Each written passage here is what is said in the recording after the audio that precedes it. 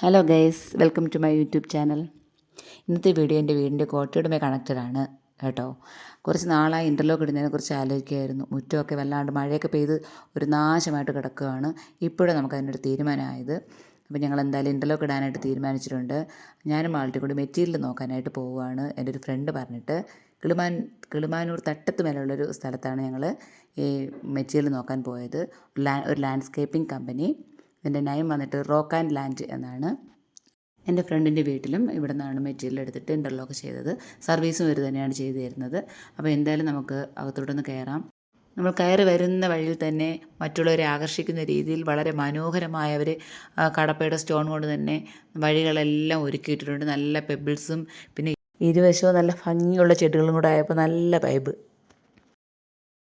ഞാൻ ആദ്യം തന്നെ ഇൻ്റർലോക്കിനുള്ള മെറ്റീരിയൽ നോക്കാനായിട്ട് പോയി. കടപ്പ സ്റ്റോണാണ് ഞാൻ സെലക്ട് ചെയ്ത് വെച്ചിരുന്നത്. ബാംഗ്ലൂർ സ്റ്റോൺ അല്ലെങ്കിൽ കടപ്പ സ്റ്റോൺ എടുക്കാമെന്നായിരുന്നു വിചാരിച്ചത്.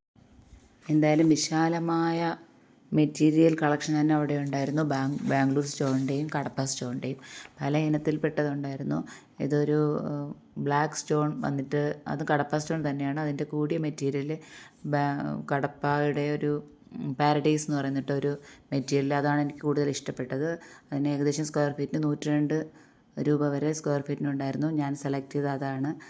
ഞാൻ പിന്നെ വീടിൻ്റെ ഫ്രണ്ടിൽ അതും ബാക്ക് സൈഡിലൊക്കെ കടപ്പയുടെ തന്നെ വേറൊരു ബ്ലാക്ക് സ്റ്റോണും സെലക്ട് ചെയ്തു. അവിടെ കോർട്ട്യാർഡിൽ അലങ്കരിക്കാനുള്ള നല്ല ടേബിളും ചെയറും എല്ലാം കല്ലുകൊണ്ടുണ്ടാക്കിയ മനോഹരമായ ടേബിളും ചെയറൊക്കെ ഉണ്ടായിരുന്നു. കൂടാതെ ഫ്ലവർ വേസ് പോട്ട് ഒക്കെ ഉണ്ടായിരുന്നു.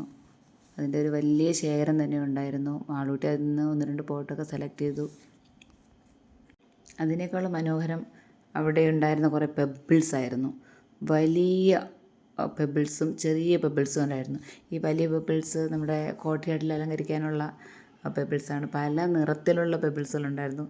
കാരണം അതുപോലെ തന്നെ ചെറിയ പെബിൾസ് ഉണ്ടായിരുന്നു. നമുക്ക് അക്വേറിയത്തിൽ ഇടുന്നതും പ്ലാൻ പോട്ടിലൊക്കെ ഇടുന്നതായിട്ടുള്ള ചെറിയ ചെറിയ പെബിൾസ്. നല്ല ഞാവൽപ്പഴം പോലുള്ള നല്ല ബ്ലാക്ക് പെബിൾസ് കാണാൻ തന്നെ എന്ത് ഭംഗിയായിരുന്നു. നല്ല ഉരുളം കല്ലുകൾ, എന്ത് രസമാണ് കാണാൻ.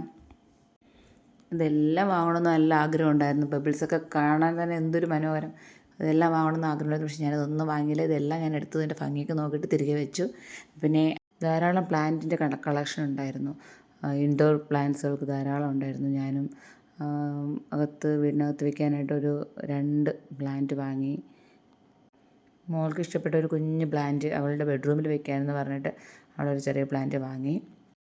അതിനുശേഷം അവിടെ ഒരു ഓഫീസ് ഉണ്ടായിരുന്നു. അവിടെ പോയി സൂപ്പർവൈസറെ കണ്ടിട്ട് കടപ്പ സ്റ്റോണിൻ്റെ റേറ്റും കാര്യങ്ങളൊക്കെ സംസാരിച്ചു. അവരതിൻ്റെ ഡീറ്റെയിലും കാര്യങ്ങളും എല്ലാം പറഞ്ഞു തന്നു. ഒരു ദിവസം നമ്മുടെ വർക്ക് സ്റ്റാർട്ട് ചെയ്യുന്ന ഡേറ്റും കാര്യങ്ങളൊക്കെ ഫിക്സ് ചെയ്ത് ഒരു അഡ്വാൻസൊക്കെ കൊടുത്തിട്ട് ഞങ്ങൾ അവിടെ നിന്ന് ഇറങ്ങി.